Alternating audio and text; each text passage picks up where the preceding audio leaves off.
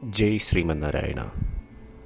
ഞാൻ ഇവിടെ പ്രതിപാദിച്ചിരിക്കുന്ന സംഗ്രഹം നമുക്ക് നൽകിയത് രാമാനുജദാസൻ ശ്രീമാൻ ഗട്ടു വേണുഗോപാലസ്വാമി അവർകൾ. അധ്യായം 12 ഭക്തിയോഗ ശ്ലോകം 5. ക്ലേശഃ അധികതരഃ തേഷാം അവ്യക്ത അസക്തചേതസാം അവ്യക്താ ഹി ഗതിർദുഃഖം ദേഹവദ്ഭിഃ അവാപ്യത്തെ. ഓം. ഗീതാചാര്യ ശ്രീകൃഷ്ണ പരമാത്മ നമുക്കെല്ലാവർക്കും അർജുനനോടൊപ്പം ഭക്തിയോഗ അഭ്യസിപ്പിക്കുന്നു. പരമാത്മ പറയുന്നു, അർജുന, കണ്ണുകൾ കൊണ്ട് കാണാൻ കഴിയാത്ത, കാതുകൊണ്ട് കേൾക്കുവാൻ സാധ്യമല്ലാത്ത, ഇന്ദ്രിയങ്ങൾ കൊണ്ട് അനുഭവിക്കുവാൻ കഴിയാത്ത ആത്മദർശനം അല്ലെങ്കിൽ സ്വയം തിരിച്ചറിവ് നേടുവാൻ പരിശ്രമിക്കുന്നവരുടെ ശ്രമം കഠിനമാണ്. കാരണം എല്ലാവരും സാധാരണമായി ഞാൻ ദേഹമാണ് എന്ന് കരുതും. എല്ലാവരുടെയും മനസ്സ് ഇപ്രകാരമുള്ള ധാരണയും മിഥ്യാബോധവും ശീലിച്ചിരിക്കും. ഇപ്രകാരമുള്ള മനസ്സിനെ, ആത്മാവിനെ മനസ്സിലാക്കുവാനും ഗ്രഹിക്കുവാനും മാറ്റിയെടുക്കുക എന്നത് വളരെ കഠിനമായ കാര്യമാണ്.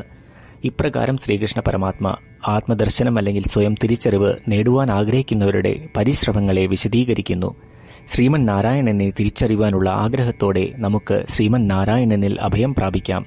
ശ്രീകൃഷ്ണ പരമാത്മാവിൽ അഥവാ ശ്രീമൻ നാരായണനിൽ സ്വയം അടിയറവ് വെച്ചുകൊണ്ട് നമ്മളുടെ ജീവിതം അർത്ഥപൂർണമാക്കുവാൻ ശ്രമിച്ച് ശ്രീകൃഷ്ണ പരമാത്മയുടെ വാക്കുകൾ ശ്ലോകത്തിലെന്ന പോലെ നമുക്ക് ആവർത്തിക്കാം. ക്ലേശോധികതരസ്തേഷാം അവ്യക്താസക്തചേതസാം അവ്യക്താ ഹി ഗതിർദുഃഖം ദേഹവദ്ഭിഃ അവാപ്യത്തെ. ശ്രീകൃഷ്ണ പരമാത്മാവ് ശ്രീമദ് ഭഗവത്ഗീതയുടെ പൂർണ്ണമായ അന്തസത്ത 18-ാം അധ്യായത്തിലെ 65 മുതൽ 70 വരെയുള്ള ശ്ലോകങ്ങളിൽ പ്രതിപാദിച്ചിട്ടുണ്ട്.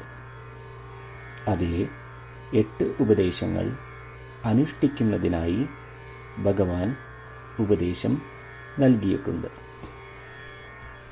ശ്രീകൃഷ്ണ ഭഗവാൻ പറയുന്നു, ഈ 8 ഉപദേശങ്ങൾ അനുസരിക്കുന്നവരെ ഞാൻ സ്നേഹിക്കും. ഈ ഭക്തന്മാരെ ഞാൻ എല്ലാവിധത്തിലും സംരക്ഷിക്കും.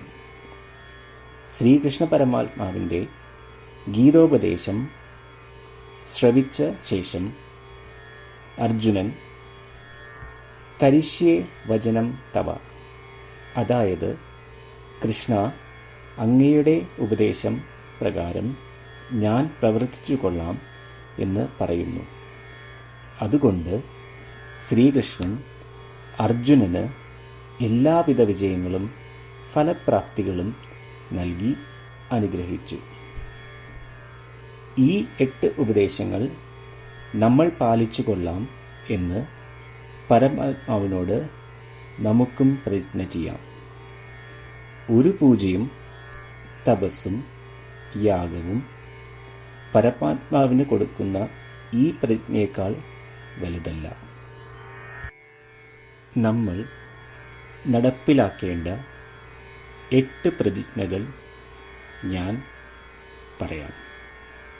ഇവ നിങ്ങളുടെ മനസ്സിലും ഹൃദയത്തിലും എപ്പോഴും ഓർക്കണം. ഇപ്രകാരം ചെയ്യാം എന്ന് നമ്മൾ ശ്രീകൃഷ്ണ ഭഗവാന് വാക്ക് കൊടുക്കുമ്പോൾ ഭഗവാന്റെ മുഖം സന്തോഷത്താൽ പ്രകാശിക്കുന്നത് നമുക്ക് ദൃശ്യവൽക്കരിക്കാം. ജയ് ശ്രീമന്നാരായണ. ഇവയാണ് നമ്മളുടെ 8 പ്രതിജ്ഞകൾ. ഓ ശ്രീമന്നാരായണ, അവിടുന്ന് ഉപദേശിച്ച പ്രകാരം ഞാൻ എപ്പോഴും അങ്ങയെ ഓർക്കുകയും ധ്യാനിക്കുകയും ചെയ്യും.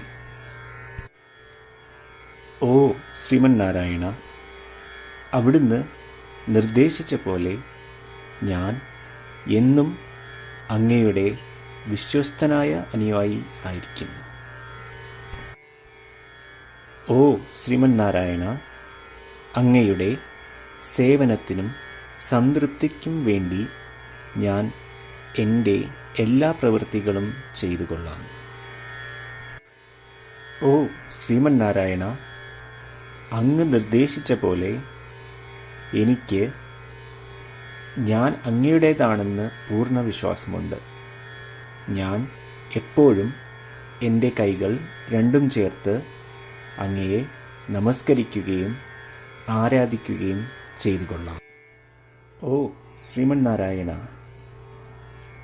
മാം ഏകം ശരണം വ്രജ എന്ന് അങ്ങേക്ക് മാത്രം എന്നെ സമർപ്പിക്കുവാൻ പറഞ്ഞത് ഞാൻ ഓർക്കുന്നു.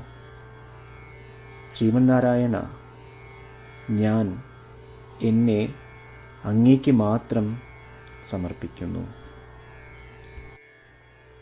ഓ ശ്രീമന്നാരായണ, മാ സുജ, അതായത് ഒരിക്കലും ദുഃഖിക്കേണ്ടി വരില്ല എന്ന് അങ്ങ് നൽകിയ ഉറപ്പ് ഞാൻ ഓർമ്മിക്കുന്നു. അതിനാൽ ഞാൻ ഒരിക്കലും ദുഃഖിക്കുകയില്ല. ഓ ശ്രീമന്നാരായണ, അങ്ങ് ഞങ്ങളുടെ രക്ഷയ്ക്കായി ശ്രീമദ് ഭഗവത്ഗീതയിലെ ഉപദേശങ്ങൾ നൽകി ഞങ്ങളെ അനുഗ്രഹിച്ചു. ദിവസവും ഒരു ശ്ലോകമെങ്കിലും വായിക്കുകയോ ശ്രവിക്കുകയോ ചെയ്തു കൊള്ളാം എന്ന് ഞാൻ പ്രതിജ്ഞ ചെയ്യുന്നു. ഓ ശ്രീമന്നാരായണ, അങ്ങ് ഭഗവത്ഗീത എല്ലാ മാനവരാശിക്കും വേണ്ടി ഉപദേശിച്ചതാണ്. ഗീതയിലെ അങ്ങയുടെ ദൈവികമായ ഉപദേശങ്ങൾ ഞാൻ ഗീതയെക്കുറിച്ച് അറിയാത്ത ഭക്തന്മാർക്ക് എത്തിക്കുവാൻ ശ്രമിച്ചുകൊള്ളാം. ഓ ശ്രീമന്നാരായണ, ഞാൻ അങ്ങ് പറയുന്നത് പോലെ ചെയ്യുകയും അവിടുന്ന് ആഗ്രഹിക്കുന്നത് പോലെ പെരുമാറുകയും ചെയ്തു കൊള്ളാം. ഞാൻ അങ്ങേക്ക് വേണ്ടി മാത്രം പ്രവർത്തിക്കും. ശ്രീമന്നാരായണനോട് ഓരോ ദിവസവും നൽകുന്ന ഈ വാക്ക് അദ്ദേഹം പറയുന്നത് പോലെ ഒരു വലിയ പൂജ തന്നെയാണ്.